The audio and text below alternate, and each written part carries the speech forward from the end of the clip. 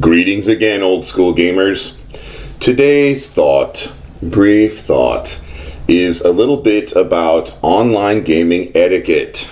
So as most of you know, I am a professional game master, and at the end of these videos, there's a commercial where I kind of advertise just in case we have any free spots, which right now we do. And speaking of those free spots, there have been a few people recently who have, shown up to take advantage of those free spots and kind of looking for a table and everything. And this is a paid experience. Like, people are paying money for this.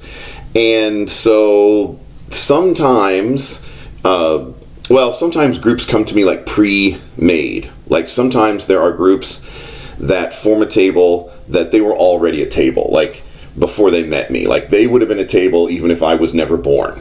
So that's great because they already game together. They're already friends, or at least if they're not friends, they get along well enough to game together.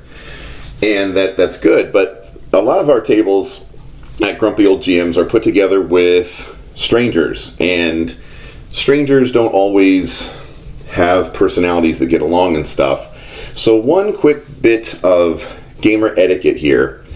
You may have heard classically in these role-playing games, don't split the party. Well, when you're playing with Discord and you're using a VTT, like the Foundry or Roll20 or Owlbear Rodeo or something like that, if you're using a VTT and Discord and you are, or demi-playing or something, and you're trying to play with people, it is more important than ever not to split the party, because people paid for this experience. And I'm not naming names or saying which table it was, but there was a table lately that spent a lot of time, a few hours between two different sessions, completely apart from each other on entirely different sides of the map. I guess it could have been worse. They could have been on entirely different maps, and then I would have had to have loaded in different maps. Now, you could say, well, John, you're the game master. Why don't you just force them together? Well, maybe that's your style as a game master. It's not mine.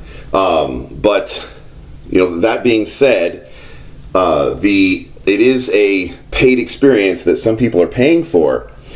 And so if you're at my house for my personal private game, the soda would be flowing and the dice would be rolling, we'd be laughing, we'd be making eye contact with each other and seeing each other smile and roll our eyes at snarky comments, and people would be raiding the fridge and asking where the bathroom was if they'd never been here before, and they'd be maybe going outside for a smoke break if they smoke, or maybe going for a snack run down to the convenience store at the corner. We'd just be hanging out having a good time. And if if the party's separated or something like that, then whatever, it's free, personal, private, casual game. But when people are paying for this experience and they're just having to sit there for large chunks of the time that they paid for, because the party split and one party's having a long drawn out combat and the other party is just investigating a room, something that should take about 2-3 seconds, as long as the room's actually got nothing plot worthy or story worthy in it. This is just not cool, because people are just sitting around for time that they paid for. Don't split the party is kind of a gamer proverb anyway for these games. But when people paid for the experience and you're just sitting, if you were here with us at my house, there would be things for you to do. You could still socialize with us, you could still feel part of the group. But if you're at home and you're just wearing your headset or just looking at your screen and your microphone, just looking at your computer, just waiting for your turn, it's not so cool.